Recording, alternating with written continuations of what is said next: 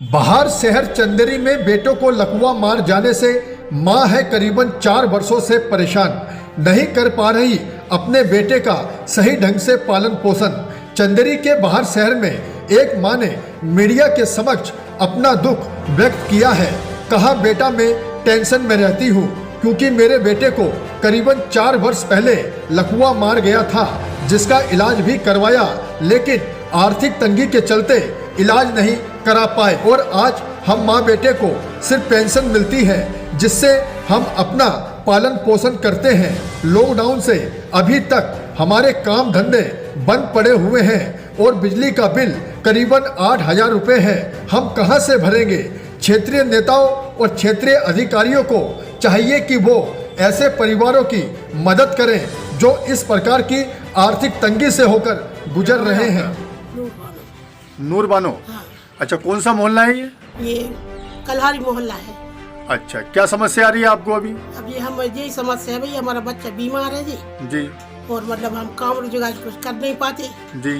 बस ये है कि पेंशन मिलती है तो उसमें अपना गुजारा करते हैं। अच्छा, पेंशन कितनी मिलती है आपको? 600 रुपये हमें मिलती है, 600 रुपये लड़के को मिलती है। अच्छा, विकलांग पेंशन। हाँ, विकलांग पेंशन। तो ये कब से विकलांग हुए हैं बच्चे आपके? ये दिमागी विकलांग तो बचपन से ही है जी। और ये लकवा मार गया है, इसको भी 4 साल हो गए। अच्छा, 4 साल से ये ऐसे ही बैठा ना खड़ा हो पाता जी। इसका इलाज नहीं करवाया आपने कहीं? इलाज जितनी हमारी हैसियत थी तो करवा लिया, अब हमारे पास है भी कुछ नहीं। अच्छा, ना हम कहीं ले जा तो आप पे कितने बच्चे हैं टोटल? हमारी 2 लड़की हैं। हाँ। और एक ये एक ही लड़का है। अच्छा, एक लड़का है, 2 लड़कियां हाँ, हैं। तो लड़कियों की शादी हो गई? लड़कियों की शादी हो गई। इसके बारे में ये बताइए, आप कभी आपने क्षेत्रीय विधायक को या किसी से सहायता राशि मांगने की कोशिश की अभी तक? अरे कई तो हमने कईयों से, फारूक सेठ से भी कही हमने जी कि भैया अगर ऐसा कुछ हो तो हमारे लड़कियों को भी जरा मदद दिलवाओ। जी। तो कह तो दी उन्होंने, लेकिन आज तक सुना नहीं कुछ भी। अच्छा, सुना कुछ नहीं? कुछ नहीं सुना। तो अभी आप जो है आर्थिक तंगी से होकर गुजर रही हैं, आपको सहायता की आवश्यकता है। हाँ, और हम तो सही बताएं बिजली का बिल भी नहीं भर पा रहे हैं। कितना बिजली का बिल आया आपका? अब जी बिल तो हमारे लॉकडाउन से नहीं जमा करवा पाया, बच्चा बीमार हो गया था, 200-300-400 रुपए आते थे, कर देते थे, लेकिन अब ये 8,000 रुपए हो गए। अब हमको बिजली का बिल भी नहीं भर पा रहे, अब कहाँ से भरे? ना हम कुछ बुन पाते हैं, ना कुछ धंधा कर पाते जी। और लड़के की खुश मतलब आपका कहना ये है कि कमाने के लिए घर में कोई है नहीं है, नहीं है घर में, जिसके कारण आपकी आर्थिक स्थिति खराब चल रही है। हाँ। और आपको बस राशन पानी मिलता है जी कंट्रोल से जी, तो इसमें अब गुजर बसर हो जाती है। ठीक है। बच्चे का नाम क्या है आपके? ये अकरम हुसैन। अकरम हुसैन। हाँ। ठीक।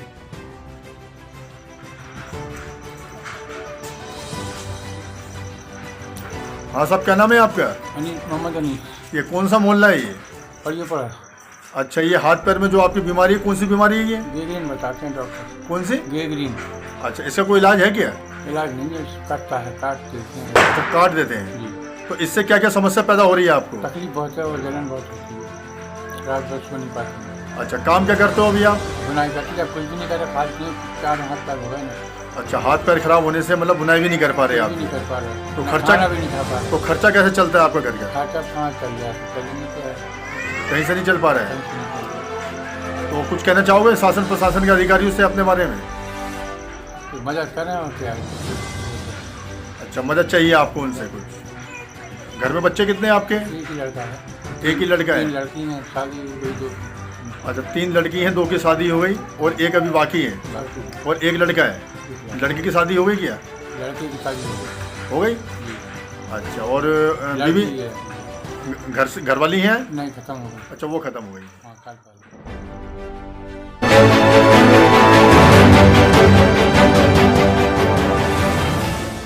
चंदेरी विधायक और कांग्रेस ब्लॉक अध्यक्ष ने आगामी नगर पालिका चुनाव को लेकर अपने कांग्रेस कार्यकर्ताओं के साथ की बैठक। चंदेरी विधायक गोपाल सिंह चौहान और कांग्रेस ब्लॉक अध्यक्ष विवेक कांत भार्गव ने आगामी नगर पालिका चुनाव को लेकर अपने कांग्रेस कार्यकर्ताओं के साथ विधायक के निवास पर बैठक की, जिसमें अध्यक्ष की उम्मीदवार के लिए करीबन 7 लोगों ने दावेदारी पेश की और करीबन 38 लोगों ने पार्षद की दावेदारी जताई। हम आपको बता दें कि अभी नगर पालिका चुनाव की तारीख की घोषणा नहीं हुई है, लेकिन अभी से कांग्रेस पार्टी में दावेदारी की होड़ लगी हुई है और इसका फैसला भी पार्टी करेगी कि किसको किस वार्ड से उम्मीदवार घोषित करना है। आइए जरा सुनते हैं कांग्रेस ब्लॉक अध्यक्ष विवेकानंद भार्गव से। साहब, कल विधायक जी के यहाँ पर कांग्रेस कार्यकर्ताओं की मीटिंग रखी गई थी, किस उद्देश्य को लेकर रखी गई थी? कल की जो हमारी बैठक थी, संगठन की बैठक थी, आगामी नगर पालिका चुनाव की रूपरेखा, कौन कौन लड़ने का इच्छुक है, कार्यकर्ताओं में पूछना, सभी के सुझाव, शिकायतें, जो भी जिस कार्यकर्ता के मन में भावना है उनकी वो व्यक्त करने का अवसर, इस बात को लेकर बैठक रखी गई थी। इसमें हमारे जिलाध्यक्ष जी थे, अन्य वरिष्ठ नेता जिले के थे, माननीय विधायक जी थे जी, और ये सब हुआ है। इसमें 38 लोग करीब आवेदन हमारे पास पार्षद पद के लिए आए हैं विभिन्न वार्डों से जी, और अलग अलग से अधिक आवेदन जो आए हैं जी, अध्यक्ष पद के लिए आए हैं। अध्यक्ष पद के लिए कितने बताए आपने? अलग दर्जन से अधिक, लगभग 7 या 8 है अलग दर्जन से अधिक। अच्छा, और पार्षद के लिए? पार्षद के लिए 38 करीबन जो है, तो महामंत्री जी है पूरा रिकॉर्ड जी जी, लेकिन यहाँ एक तो आवेदन है। तो ये पद आप कब बांटेंगे उनको? तो ये तो जो आवेदन की प्रक्रिया है वो कल से प्रारंभ हुई है, 25 तक चलेगी जी, और 25 तक आवेदन आने के बाद उसकी छांट कर वार्ड बाई वार्ड वरिष्ठ कांग्रेस की एक पूरी कमेटी बनेगी जो पूरे शहर में जाकर लोगों से मिलेगी हर वार्ड में जी, वहाँ पार्षद उस वार्ड के पार्षद के लिए और अध्यक्ष के लिए लोगों से सुझाव मांगेगी जी, जनता से सुझाव मांगेगी और उसके बाद फिर पार्टी तय करेगी। अंतिम तिथि कुछ नहीं, चुनाव की तारीख नहीं आई तो तिथि तो कुछ होती है अंतिम, आवेदन की तिथि अंतिम 25 तारीख।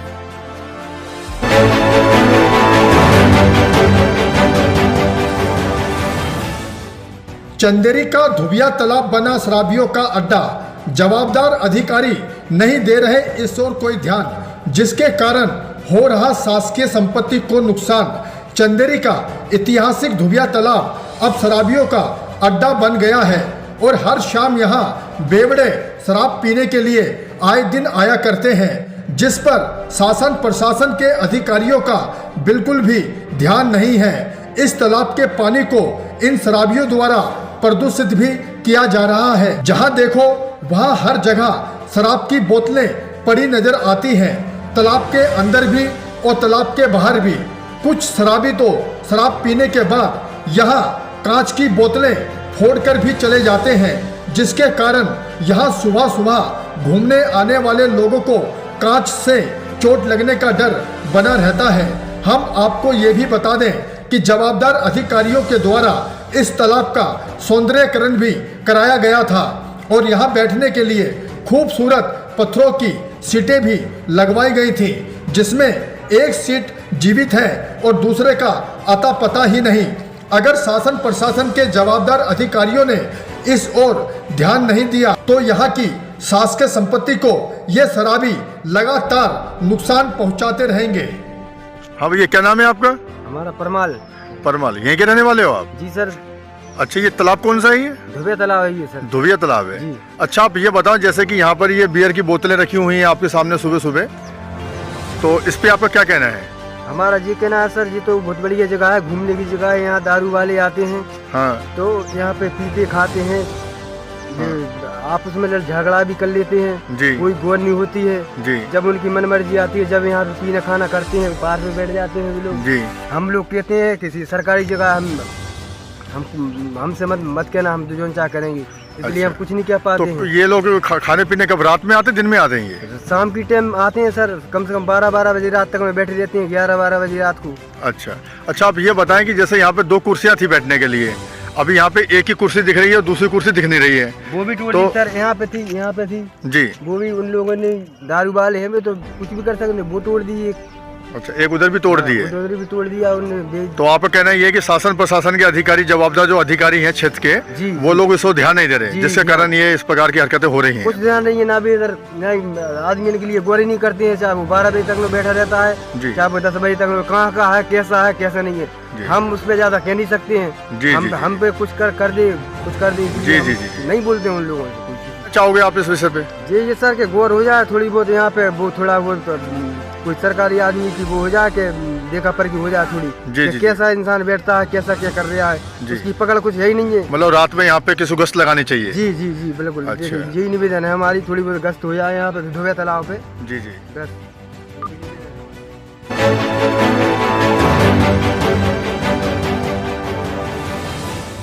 ग्राम खानपुर की मृतक महिला ने दिए कथन में बयान कि पड़ोसन ने आग लगा दी थी। चंदेरी के अंतर्गत आने वाला गांव ग्राम खानपुर में विगत दिनों एक महिला और एक पुरुष के जलने की खबर आई थी, जिसमें महिला की मौत हो गई थी और पुरुष को उपचार के लिए जिला अस्पताल रेफर कर दिया था।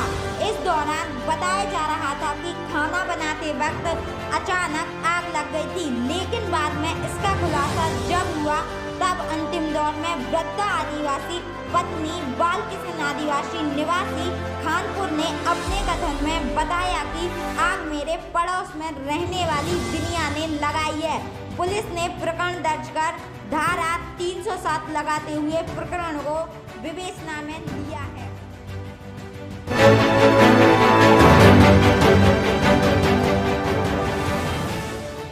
नगर पालिका द्वारा लाखों रुपए खर्च कर बनवाए गए नाले और नालियों में भरी मिट्टी और कचरा। चंदेरी की नगर पालिका द्वारा लाखों रुपए खर्च कर रोडों के किनारे नाले और नालियां बनवाई गई थी, जिससे कि बरसात में पानी की निकासी सही हो सके। लेकिन लाखों रुपए खर्च करने के बाद भी नगर पालिका इन नाले और नालियों पर ध्यान देती हुई नजर नहीं आती, जिसके कारण इन नाले और नालियों में कचरा भरा रहता है और नगर पालिका के सफाई कर्मचारी कुंभकर्ण की नींद सोते हुए दिखाई दे रहे हैं। अगर समय रहते इन नाले और नालियों की सफाई नगर पालिका द्वारा नहीं करवाई जाती है तो बरसात में शहर वासियों को पानी निकासी के लिए समस्याओं का सामना करना पड़ेगा।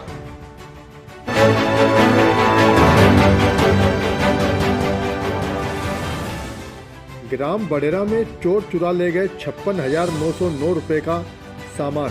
फरियादी पहुंचा चंदेरी थाने। चंदेरी के अंतर्गत आने वाला गांव बडेरा में 56,909 रुपए के जेवर चोर चुरा कर ले गए। फरियादी राम साहे पुत्र चिप्पे लोहार उम्र 45 वर्ष ने बताया कि मैं सुबह करीबन 8 बजे बिजरावन गया था और मेरी पत्नी खाना बनाकर खेत पर चली गई थी। घर पर कोई नहीं था, घर में ताले लगे हुए थे। शाम करीबन 5 बजे जब मैं और मेरी पत्नी घर पर पहुँचे तो ताले टूटे हुए थे।